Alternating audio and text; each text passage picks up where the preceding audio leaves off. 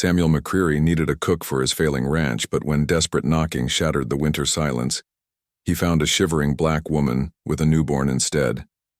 Dawn broke like shattered glass over the Wyoming territory. Samuel stood on his porch, rifle steady in weathered hands. 3 riders sat motionless on horseback, their breath forming clouds in the bitter air. Behind him, Celeste pressed against the doorframe, clutching baby Joshua to her chest. Dead cattle lay scattered in the snow. Poisoned. A message written in frozen blood. Morrison, the lead bounty hunter, shifted in his saddle. His voice cut through the morning stillness like a blade through canvas. "Last chance, McCreary. Hand over the runaway property or face federal charges yourself." Samuel's finger found the trigger. The metal felt cold as winter bone. "This woman and child are under my protection. You want them? You go through me." The moment stretched taut as a bowstring. One wrong breath would snap it. Celeste's whisper barely reached his ear. "I'll go. Don't die for us."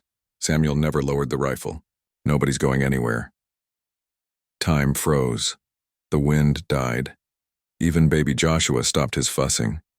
3 months ago, all Samuel needed was someone who could cook beans and keep coffee hot. How had it come to this? The answer lay buried in December snow and desperate choices. Winter had been killing Samuel's ranch slowly like poison in well water. His last hired hand, Pete Davidson, loaded his wagon while Samuel watched his livelihood disappear one frozen breath at a time. Pete wouldn't meet.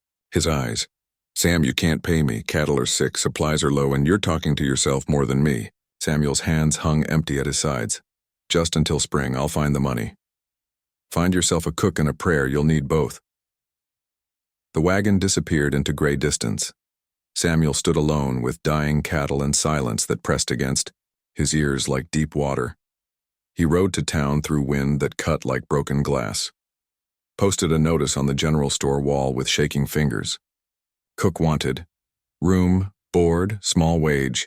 Must be willing to work hard ranch through winter. The words looked smaller than his desperation.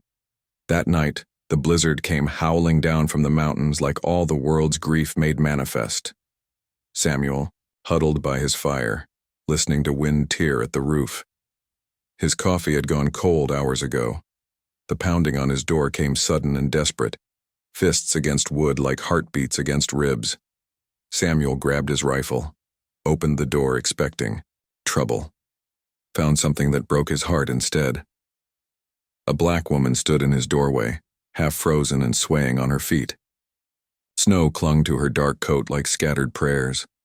In her arms, a bundle of blankets that moved and made soft sounds. A baby. "Please, sir." Her voice cracked like ice on pond water. "My baby needs warmth, just tonight." Samuel's mouth worked, without sound. The words he should say stuck in his throat like stones. This was impossible. Dangerous. Wrong in ways that could get them both killed. But the baby made a sound like wind through broken glass. Samuel stepped aside. Celeste stumbled, past him into warmth. Her legs gave out near the fireplace. She sank to her knees, still holding the child like he was made of spun moonlight. Samuel closed the door against the storm, against common sense, against everything he'd been taught about survival. The baby's cries filled the cabin. Celeste unwrapped him with hands that shook from more than cold. The child was small, dark-skinned, perfect. His tiny fists reached for nothing and everything. "Joshua," she whispered. "His name is Joshua." Samuel brought blankets, coffee, bread that had gone stale but was still food. Celeste ate like someone who'd forgotten the taste of plenty. She told him she was traveling to California, meeting her husband. The lies sat between them like fence posts, marking boundaries neither acknowledged. Samuel didn't ask about the wedding ring she wasn't wearing. Didn't mention how she flinched when wind rattled the windows. Didn't question why a woman traveling to meet family carried herself like someone running from death itself. Morning brought 3 feet of snow, and the truth neither wanted to speak. Celeste couldn't leave. Not in this weather. Not with a baby. Samuel stood at his window watching white emptiness stretch to the horizon. His breath fogged the glass. "Storm's not moving," he said to the silence. Celeste sat by the fire nursing Joshua. "I don't want to be trouble. Trouble's already here. Has been for months." He turned from the window, studied her face in firelight. She was younger than he'd first thought. Maybe 25. Pretty, in a way that made men do stupid things. "I posted notices in town, looking for a cook." The words came out clumsy as a colt finding its legs. "You could earn your keep, until the weather breaks." Celeste's eyes found his. Something passed between them, an understanding born of mutual desperation. "I can cook, clean, tend animals, whatever you need. Can't pay much, and folks in town." He paused. "They won't understand this arrangement." Celeste's smile held winter in it. "Some arrangements are nobody's business but our own." The first week passed like a held breath. Celeste moved through his cabin like she belonged there, transforming bachelor squalor into something approaching home. She cooked meals that actually tasted like food, mended clothes he'd given up for lost, made coffee that didn't taste like punishment. Baby Joshua grew stronger. His cries became less desperate, more demanding. Samuel found himself listening for those sounds, learning their meaning. Hunger cry, tired cry. The soft sounds of contentment that meant all was well in a small world, but Celeste carried secrets like stones in her pockets. She jumped at sudden noises, checked the windows when she thought Samuel wasn't watching, asked careful questions about how often he went to town, who might come calling. Samuel found expensive jewelry hidden in her traveling bag. Pearls and gold too fine for a woman meeting her husband in California. When he mentioned posting notices describing her in town, panic flashed across her face like lightning. She was running from something, someone. Samuel recognized the signs because he was running too. The fever came in Joshua's third week at the ranch. The baby's small body burned like a coal. His cries turned weak and desperate. Celeste didn't sleep for 2 days. Neither did Samuel. They took turns holding the child, feeding him water drop by drop, keeping him cool with damp cloths. Samuel had delivered calves, doctored horses, set bones for injured ranch hands. But this tiny life felt more fragile than spun glass in his rough hands. On the second night, Joshua's breathing grew shallow. Celeste held him close, tears streaming down her face. "Don't take him," she whispered to whatever gods might listen. "Please. He's all I have left." Samuel knelt beside her, put his hand on Joshua's tiny chest, feeling the flutter of heartbeat like a bird's wing. "He's stronger than he looks," Samuel said, "like his mama." Dawn brought the fevers breaking. Joshua opened eyes clear as winter sky, reached tiny fingers toward Samuel's weathered face. Celeste collapsed against the wall, exhausted beyond words. "Why did you help us? Really?" Samuel watched Joshua grab at dust motes dancing in morning light. The answer sat in his chest like a warm stone. "Because some things are right, even when they're not smart." But even as he spoke the words, Samuel knew their borrowed time was running out. Celeste's secrets wouldn't stay buried forever, and secrets, like winter, had a way of turning deadly when you least expected it. A month passed like winter ice, slowly giving way to spring.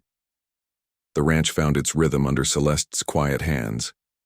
But secrets have weight, and Samuel began to notice how she carried hers. He found her teaching herself to read using his old newspapers. Her finger traced legal notices about fugitive slaves with the concentration of someone memorizing scripture. The lamplight caught tears she thought no one would see. Samuel cleared his throat. She looked up like a deer sensing wolves. "Celeste, what are you really running from?" The newspaper crumpled in her hands. Joshua slept peacefully in his makeshift cradle, unaware his world balanced on the edge of truth. Celeste's composure broke like dam stones under floodwater. The story spilled out in fragments. Her master had died. His brother claimed she was inherited property despite her freedom papers, When those papers burned in a house fire, she became legally a runaway slave. Joshua's father died protecting us during our escape. Her voice held winter and grief in equal measure. I have nothing left but my son and these clothes. Samuel sat down across from her. His hands rested flat on the scarred wooden table. Papers don't make you free, Celeste. You already are. Something shifted in her face. Like sunlight breaking through storm clouds, Samuel began teaching her to shoot the next morning. Her hands shook on the rifle at first. You need to protect yourself. He adjusted her grip. Can't count on me being here every moment. She learned, fast. By week's end, she could hit tin cans at 50 yards. Samuel showed her how to ride his gentlest mare, how to saddle quick and mount faster. Celeste absorbed each lesson like drought-dry earth drinking rain.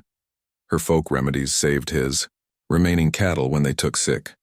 She brewed teas from plants she found buried under snow, treated infections with poultices that worked better than anything from town. The ranch began to change under their partnership.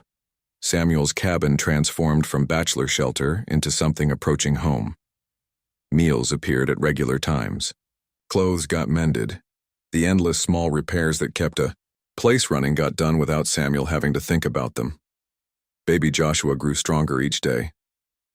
He smiled now when Samuel spoke to him, reached for Samuel's weathered fingers with perfect trust.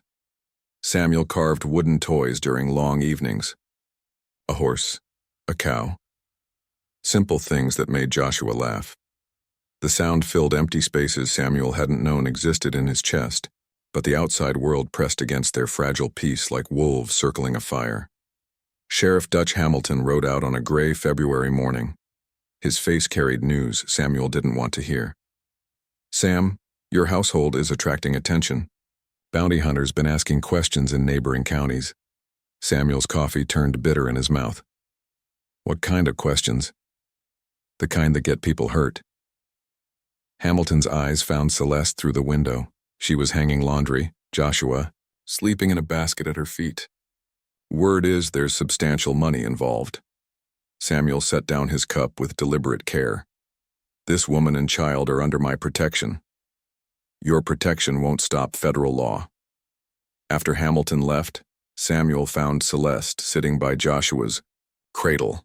She was singing softly a song that sounded like sorrow and hope braided together. We need to talk about leaving, she said without looking up. This is your home now. Home doesn't exist for people like me. The town began to turn against them. Mrs. Patricia Webb spread gossip like seeds in fertile ground. The supply store owner refused to sell to Samuel, citing community standards. Neighbors who once waved now looked away. Samuel faced each slight with quiet dignity. But isolation pressed around him like winter walls closing in. The investigation began in earnest when Morrison arrived in the county seat. He questioned merchants, offered rewards, showed sketches. Mrs. Webb provided detailed information about Samuel's unusual household arrangement. Samuel felt eyes watching from distant ridges. Tracks appeared near his property line. Fresh horse prints that didn't belong to neighbors. The net was closing. During a fierce argument about whether Celeste should flee, Samuel's own secret finally broke free. The words came out like blood from a deep wound. You think you're the only one running from something? Celeste went still. Joshua fussed in her arms. I'm not Samuel McCreary. That man died at Antietam. His voice carried 10 years of buried shame. I'm Samuel Mackenzie, Union Army deserter. Refused orders to attack civilians and ran like a coward. The cabin fell silent except for wind testing the windows. I know what it means to be hunted, he continued. To sleep light and wake ready to run. To carry a name that isn't yours and pray nobody looks too close.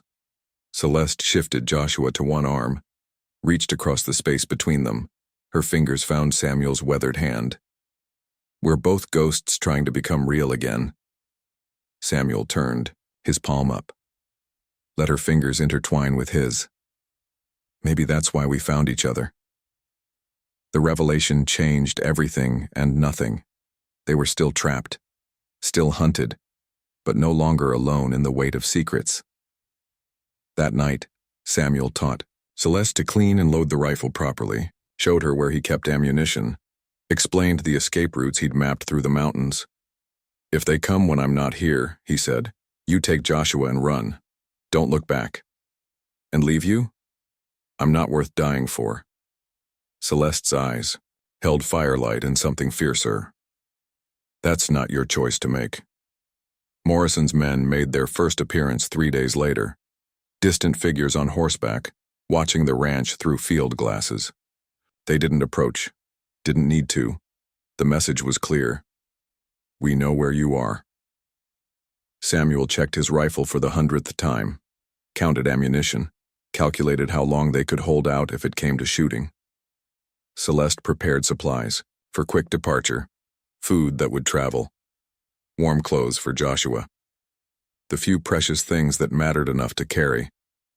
But neither spoke of leaving. They'd found something worth defending here, something that felt like family even if the world wouldn't call it that. The ranch had become more than shelter. It was the place where two broken people had learned to be whole again, where a baby's laughter filled rooms that had known only silence. Samuel stood at his window watching storm clouds gather over distant peaks. The weather would break soon. Spring would come whether they lived to see it or not. Behind him, Celeste hummed while she mended his shirts. Joshua played with wooden toys on a blanket by the fire. The scene looked peaceful as prayer, but Samuel could feel time running out like sand through broken glass. Morrison wouldn't wait much longer. The hunt was ending, and they both knew it. The question now wasn't whether the reckoning would come, only whether they'd be ready when it did. Morrison arrived in town like a plague carried on winter wind. He took rooms at the hotel and began his methodical harvest of information. Reward money spoke louder than conscience in lean times. Mrs. Webb sat across from him in the hotel dining room, her voice sharp with righteousness. "She never comes to town. Suspicious, if you ask me. That baby cries all hours, disturbs decent folks trying to sleep." Morrison made careful notes. Times, routines, weaknesses. Described the rancher's daily habits. Rides to check cattle at dawn. Returns for meals she cooks. They act like married folk, but ain't no ceremony took place in our church. The net tightened with each conversation. Morrison's men spread through neighboring ranches asking questions that sounded casual but weren't. Tracking movements, mapping escape routes. Samuel spotted the first scout on a ridge above his south pasture. Man with field glasses, watching, the cabin like a hawk studies mice. When Samuel rode toward him, the figure disappeared into timber, but the message was clear. "We see you." That night, Samuel cleaned his rifle by lamplight while Celeste mended clothes with hands that trembled slightly. Joshua crawled between them, babbling sounds that might become words someday, if they lived long enough. Samuel faced choices that cut like broken glass. Each option bled. Turn Celeste in, claim the reward, save his ranch and his skin. The thought made him sick, but it lived in his mind like a splinter. Help her flee alone, give her money, directions, a fighting chance. Lose the family he'd found, but keep them breathing. Run together. Abandon everything he'd built. Become fugitives in truth, not just in name. Stay and fight. Risk death for the chance to keep what mattered most. "I should go tonight," Celeste said without looking up from her sewing, before they closed the circle. Samuel's hands stilled on the rifle. "Go where? With what money? Winter's not finished." "I won't watch you die for me." Joshua pulled himself upright, using Samuel's leg for support. The baby looked up with perfect trust, reached tiny hands toward Samuel's face. Made the sound he'd started making lately. "Papa." The word broke Samuel's heart and rebuilt it stronger. "Won't come to that," he said, though they both knew he was lying. Morrison's men grew bolder. They rode past the ranch in daylight now, no longer hiding. 3 of them, well-armed, patient as wolves. Samuel counted his ammunition, checked his escape routes, calculated how long they could hold the cabin if it came to siege. The math was simple and hopeless. They were outnumbered, outgunned, and running out of time. Celeste prepared supplies for quick departure, food that traveled well, warm clothes for Joshua, water bottles, the few precious things worth carrying when life depended on speed. But she didn't pack Samuel's belongings, and he didn't pack hers. Neither spoke of separation anymore. They'd found something worth dying for, something that felt like home even if the world called it impossible. Morrison's final warning came with dawn. Samuel discovered his remaining cattle lying still in the snow, poisoned during the night. A dozen head, dead eyes staring at gray sky. A note pinned to the barn door. Tomorrow at dawn, bring the woman and child, or face the consequences. Samuel crumpled the paper in his fist, threw it into the fire and watched it burn. Celeste stood in the doorway, holding Joshua. Her face was stone, but her eyes held all the grief in the world. "My fault," she whispered. "All of it." Samuel turned from the fire, crossed the room in 3 strides, took her face in his hands, gentle as holding bird bones. "Our choice," he said. "From the beginning. No regrets." That night, they prepared for war. Samuel positioned ammunition where he could reach it quickly. Celeste loaded the spare rifle with steady hands. They moved furniture to create cover, planned fields of fire, but they also did other things, quieter things. Samuel carved another toy for Joshua, a simple wooden horse that would fit in small hands. Celeste cooked Samuel's favorite meal. They sat together by the fire, not speaking, just being. The baby slept between them, peaceful as prayer. Near midnight, Celeste broke the silence. "I need to tell you something." Samuel waited. "My real name is Celeste Marie Washington. I was born free in Philadelphia, educated by Quakers." Her voice carried memory like stones. "I went south to teach freed slaves. Met Joshua's father there, Marcus." She paused, adjusted the baby's blanket. "Marcus was shot trying to protect a school, died in my arms. I had to run with nothing but our son and the clothes we wore." Samuel absorbed this, another layer of truth added to the foundation they'd built. "You were brave to go south. I was young and stupid, thought education could stop bullets. Maybe it can, just takes time." They sat in comfortable silence. Fire crackled. Wind tested the windows. Joshua made soft sleeping sounds. Celeste spoke again, quieter now. "I wrote you a letter. If something happens tomorrow." "Nothing's going to happen." "If it does." The letter's under Joshua's mattress. Everything I wanted to say but couldn't. Samuel nodded, didn't trust his voice. "I wrote one too," he finally managed. "In my desk drawer. For you." They were saying goodbye without saying it, making peace with whatever dawn would bring. Near morning, Celeste found Samuel standing at the window, rifle in his hands. He looked older in the gray light, worn by years of running and hiding. She moved to stand beside him. Their shoulders touched. "Could still run," she said. "Take Joshua and disappear." "Where would we go?" "North. Canada, maybe. Places where papers matter less than character." Samuel considered this, saw it clearly. The 3 of them in a wagon, racing toward an uncertain border. Celeste holding Joshua while Samuel drove the horses harder than wise. Freedom measured in miles and heartbeats. We'd be looking over our shoulders forever. Better than not looking at all. True. But Samuel was tired of running, tired of borrowed names and false histories, tired of being afraid. "I'd rather make my stand here on ground that matters." Celeste nodded. She understood. The ranch had become more than property. It was the place where they'd learned to be family, where Joshua had taken his first steps, where love had grown quiet and strong between 2 people the world said couldn't exist together. Some things were worth defending, even if defense meant death. Samuel checked his rifle one last time. Celeste positioned herself where she could cover the back door. Joshua slept in his cradle, unaware that his small world balanced on the edge of a blade. Dawn came gray and bitter.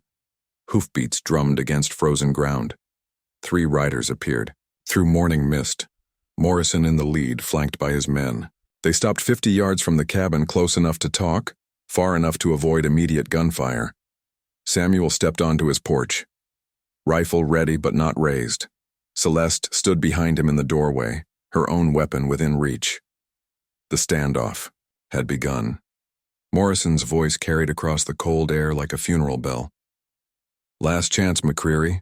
Hand over the runaway property or face federal charges yourself." Samuel felt the weight of choice settling on his shoulders like lead. Everything they'd built together balanced on his next words. He thought of Joshua's first smile, Celeste's quiet strength, the way she'd transformed his empty house into a home worth defending. Samuel raised his rifle. "This woman and child are under my protection. You want them, you go through me." The standoff stretched like a wire ready to snap. Samuel's finger rested on the trigger. Morrison's hand hovered, near his holster. Behind Samuel, Celeste held Joshua close, both their lives balanced on the edge of a moment.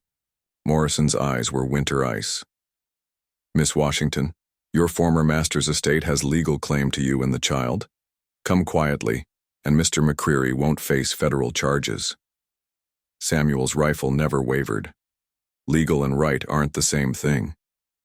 "The law doesn't care about your feelings, deserter."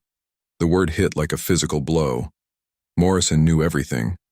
Samuel's throat went dry as desert sand. Morrison's men shifted in their saddles, hands moving toward weapons. The morning air crackled with violence waiting to be born. Samuel calculated, odds, 3 against 1. No cover between the porch and their horses. If shooting started, they'd all die in the crossfire. But some things mattered more than survival. His finger tightened on the trigger. Thunder rose from the east, hoofbeats drumming against frozen ground like war drums. Morrison's head snapped toward the sound, confusion replacing confidence. Sheriff Hamilton crested the ridge at full gallop. Behind him rode a small group: Minister Thomas from the church, Dr. Hayes, and impossibly, Mrs. Patricia Webb. Ray reined up between Morrison and the cabin. Hamilton's hand rested on his sidearm. "Morrison, your federal warrant doesn't supersede territorial law. This woman and child are under our protection." Morrison's horse danced sideways, his careful plan unraveling like rope in fire. "You're interfering with federal business, Sheriff." "We're upholding territorial justice." Mrs. Webb urged her horse forward. Her face carried shame and determination in equal measure. From her saddlebag, she withdrew a leather portfolio. "I found these in my late husband's papers." She held up documents with shaking hands. Property records, legal filings. Celeste Washington was legally freed 2 years ago. Documented and witnessed in Mississippi State Court. The papers fluttered in morning wind like white birds. Her former master's brother had no legal claim, never did. Celeste's sharp intake of breath cut through the cold air. Samuel's rifle dropped slightly as hope flickered in his chest. "Mrs. Webb's voice carried across the distance.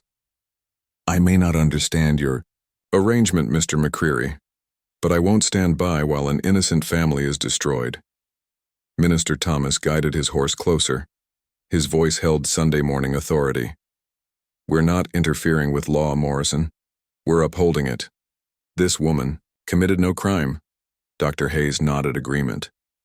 "She saved my daughter's life during the fever outbreak. Sat by her bedside for 3 days when I thought we'd lose her. That's the only judgment that matters to me." Morrison found himself surrounded by community conscience, his legal ground shifting like sand beneath a flood. "You're all making a mistake." Hamilton's voice carried steel. "In my territory, protecting innocent people isn't a mistake." Morrison stared at the documents in Mrs. Webb's hands, at the united faces of people who'd chosen justice over fear. His careful hunt had become a public trial, and he was losing. "This isn't over." "Yes, it is." Hamilton's hand moved to his gun. "You've got 1 hour to clear my county. Don't come back." Morrison wheeled his horse around. His men followed, but slowly, reluctantly. The bounty they'd chased had turned to smoke in their hands. Samuel watched them disappear into timber. His legs felt weak as water. The rifle slipped from numb fingers. Celeste emerged from the cabin, Joshua in her arms. Tears streamed down her face like spring snowmelt. Mrs. Webb dismounted, approached with careful steps. "I owe you an apology, Miss Washington. And you, Mr. McCreary. Fear made me cruel. I'm sorry." Celeste shifted Joshua to one arm, extended her free hand. "Fear makes us all do things we regret, Mrs. Webb. What matters is what we choose when we have time to think." The two women shook hands. A bridge built across a chasm of misunderstanding. Spring came early that year. Snow melted into rushing streams that carried winter's grief away to distant rivers. The ranch awakened under Samuel and Celeste's careful tending. Their partnership deepened with the warming earth. What had begun as mutual desperation had grown into something neither expected. Not romantic love, but something perhaps more valuable. Family chosen rather than assigned. Joshua took his first steps in the wildflower meadow behind the cabin. Samuel carved new toys while Celeste tended a garden that promised abundance. They worked side by side, comfortable in shared silence. The territorial judge who reviewed Celeste's case declared her legally free based on the recovered documents and witness testimony. Samuel received amnesty under a veterans' forgiveness program. The past released its hold. The future opened like morning sky. Neighbors who had shunned them began seeking Celeste's medical knowledge. Her skill with herbs and healing had saved too many children for prejudice to overcome gratitude entirely. Samuel's ranch prospered under their joint efforts. Cattle grew, fat on spring grass. Crops promised good harvest. The land responded to care given freely rather than grudgingly. On a warm afternoon in late spring, Samuel carved a new sign for their ranch. The wood was solid oak that would weather any storm. McCreary Washington Ranch, all welcome. Celeste watched from the porch, Joshua playing with wooden horses at her feet. The baby had grown strong and laughing. His world was stable now. Safe. Samuel planted the sign firmly in rich earth, stepped back to admire his work. "Think it'll stand?" Celeste called. Samuel tested the post, solid as bedrock. "Storms might bend it, but the roots are strong now." Joshua toddled between them on unsteady legs, calling sounds that might be Mama and Papa mixed together. The future lived in his laughter. They had built something unprecedented, a family that defied social convention but embodied human decency. Love that grew from shared struggle rather than romantic passion. Home that existed because they chose to create it together. The sign cast a long shadow in afternoon light, words carved deep enough to last. A declaration that some things matter more than other people's expectations. Samuel and Celeste worked side by side in their garden. Joshua explored between the rows, fascinated by growing things. The mountain peaks held the last of winter snow, but down here spring had won. They had planted more than vegetables. They had planted hope in ground that had known only struggle, tended it with patience and defended it with courage. The harvest would come in its own time. But already, green shoots pushed through dark earth toward light. And that is all to the story for now. Please let me know where you are tuning in from. Perhaps we will create a story there. Consider liking this video and subscribing to our channel, and if you enjoy our content, click this video on your screen. I promise you it's worth watching. See you tomorrow.